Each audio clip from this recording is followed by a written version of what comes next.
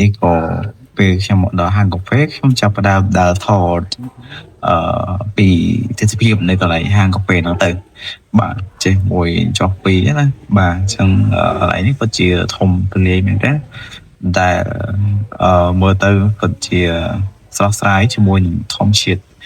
ហើយមិនតែប៉ុណ្ណោះយើងមានទីជាន់នេះគឺជាជាន់ក្រោមហើយមានទឹកហូរមានត្រីហែនៅក្នុងទឹកអញ្ចឹងទៅហើយបន្ទាប់មកខ្ញុំក៏បានកំងគេហើយឡើងទៅលើបានឡើងទៅលើទៅនេះគឺជាទស្សនវិជ្ជានៅផ្នែកខាងលើណាបាទហើយកន្លែងអង្គុយហើយមានកញ្ចុះនៅជាន់លើនឹងដូចគ្នាបាទអញ្ចឹងខ្ញុំក៏ជ្រើសរើសយកកន្លែងហ្នឹងទៅហើយនេះគឺជាបរិវារដែលគេនៅយាមកន្លែងហ្នឹងតែម្ដងពេលព្រឹកឡើងគេស្រស់ស្រាយគេដេកឯថ្ងៃណាបាទអញ្ចឹងទៅគឺពិតជាខ្លោចមែនតើដេកឯថ្ងៃយ៉ាងអំភើយគ្មានតាក់ទងនឹងជីវិតណាមួយទេបាទ Oh my god ចូលមកដល់ទៀតនេះគឺកន្លែងដែលអង្គុយមានកញ្ចក់ផងមានកន្លែងកញ្ចក់ហ្នឹងមានអីមានបងអីសម្រាប់អង្គុយលេងចុះទៅហ្នឹងហើយនោះសម្រាប់ជាន់ទី2ដែលលេឡំជាមួយនឹងដើមឈើជាមួយនឹងអីបាទបងប្អូនឃើញនៅចាក់ស្ដែងគឺពិតជាមានទេសភាពដ៏ស្រស់ស្រាយមែនទែនបើមានខ្យល់បក់ទៅវិញទៀតវារត់តែធ្វើឲ្យយើងហ្នឹងស្រស់ស្រាយថែមទៀតអញ្ចឹងនេះគឺជាសកម្មភាពទ្រូ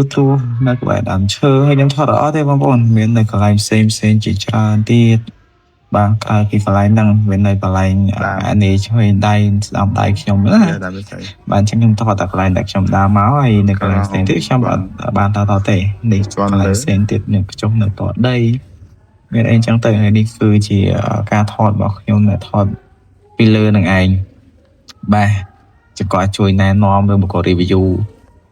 កន្លែងញ៉ាំកាហ្វេពេល day holiday បងប្អូនបាទហ្នឹងហើយអញ្ចឹងក៏យើងទៅទៀតបាទចូលមកដល់កន្លែងដដែលទេប៉ុន្តែគាត់ថាទស្សនវិជ្ជាស្អាតខ្ញុំក៏ដាក់ម្ដងហើយម្ដងទៀតនៅកន្លែងទាំងអស់ហ្នឹងបាទសរសើរខ្ញុំទៅច្រើនថ្ងៃថត3 4ដងបានជាប់បាទបង្កើតជាវីដេអូមួយ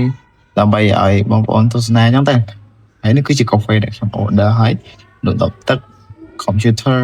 បាទហើយនេះគឺជាមានបង្ហាញមួយទៀតចឹងវាអត់មានសិទ្ធិជាទេដោយសារនៅខាងក្រៅណាបាទបើនៅក្នុងពិតជាតិចតែម្ដងហើយនេះគឺជាបរិវារទៀតអីបាទមានមកគូគ្នាគេតែម្ដងគឺគេមកយាមផងមកលេងផងបាទដូចជាអង្គរែអញ្ចឹង